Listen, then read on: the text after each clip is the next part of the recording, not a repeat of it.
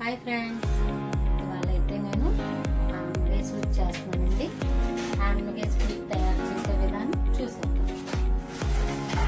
ముందుగా నేను ఆనపకాయని తొక్కలు అయితే తీసేసానండి. తొక్కలు తీసిన తర్వాత గింజలు లేకన్నా మనం చెక్కుకునేది తీసుకుని చెక్కులా చెక్కాలన్నమాట. ఇలా తురుముకోవాలి కంపల్సరీ. ఇలా తురుముకోవడం వల్ల ఇలా కూర వస్తుంది అనమాట అండి. చూడండి ఫ్రెండ్స్, ఈ విధంగా మనం కోరుకోవాలి. గింజలు ఏమన్నా ఉంటే మనం పక్కకు తీసేయాలి. ఆనపకాయ స్వీట్ చూడండి ఫ్రెండ్స్, ఇదిగోండి నేను అయితే దీంతో అయితే తురిమాను. తురిమిన తర్వాత కాస్త వాటర్ కింద అనిపించింది. మనకి ఈ తురుము ఇలా పెట్టుకుంటే కొంచెం వాటర్ అయితే ఏముందో కొంచెం ఇలా దిగుతుంది అనమాట. చూడండి ఫ్రెండ్స్, ఈ వాటర్ అయితే పాడేయండి, స్వీట్లో వేయొద్దు.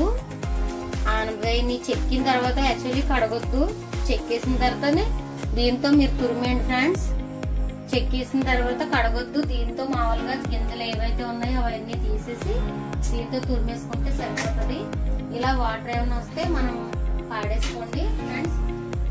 చూడండి, ముందుగా నేనైతే గ్యాస్ ఆన్ చేస్తాను. గ్యాస్ ఆన్ చేసిన తర్వాత కొంచెం ఎక్కువ అక్కర్లేదు, కొంచెం ఎక్కువ అక్కర్లేదు, కొంచెం వేసుకోండి సరిపోతుంది.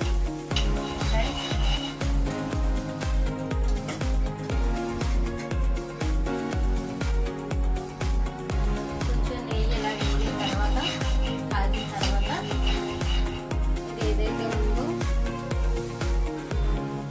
ఇలా వేసుకోవాలన్నమాట.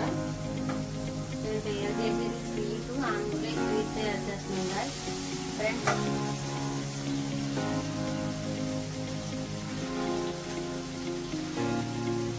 చాలా ఈజీ అండి, చాలా ఈజీ అంటే ఈజీ అన్నమాట. ఏమీ లేదు, పెద్ద మనం ఏం శ్రమ పడక్కర్లేదు ఫ్రెండ్స్. చూడండి, కొంచెం నెయ్యి వేసాను. దాని తర్వాత నేను ఆనపకాయ వేసాను, తురిమిన ఆనపకాయ అయితే వేసాను. కాస్త ఒక 20 నిమిషాలు, 20 అక్కర్లేదు 10 నిమిషాలు దీన్ని కాస్త ఉడికించుకుంటే తర్వాత మనం తయారు చేసే విధానాన్ని చూడండి. చూడండి ఫ్రెండ్స్, ఇలాగా ఆనపకాయ దాని ముందైతే కొంచెం నెయ్యి వేస్తాం. దాని తర్వాత నెయ్యిలో కొంచెం ఆనపకాయ మనం కాసేపు ఒక 10 నిమిషాలు ఉడికించామండి. ఉడికిన తర్వాత ఒక చిన్న పాల ప్యాకెట్ తీసుకోండి ఫ్రెండ్స్. మిల్క్ తీసుకోండి. మిల్క్ ఒక పాల ప్యాకెట్ కంపల్సరీ వేసేయండి. చూడండి ఫ్రెండ్స్, నేను ఫుల్ ప్యాకెట్ వేస్తాను.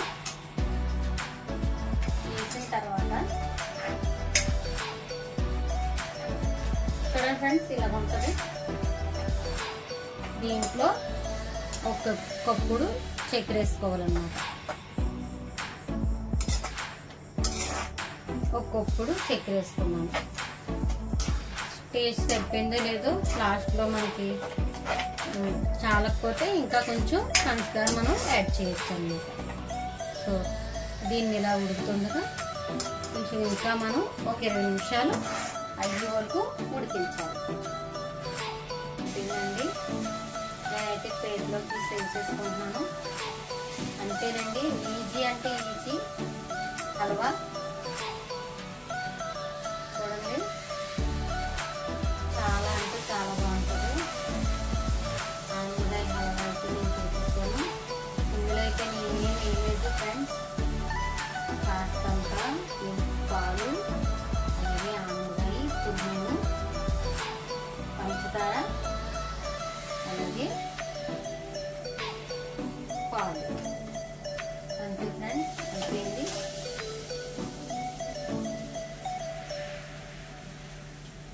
చూడండి ఫ్రెండ్స్, ఆనపకాయ హల్వా అయితే రెడీ అయిపోయింది.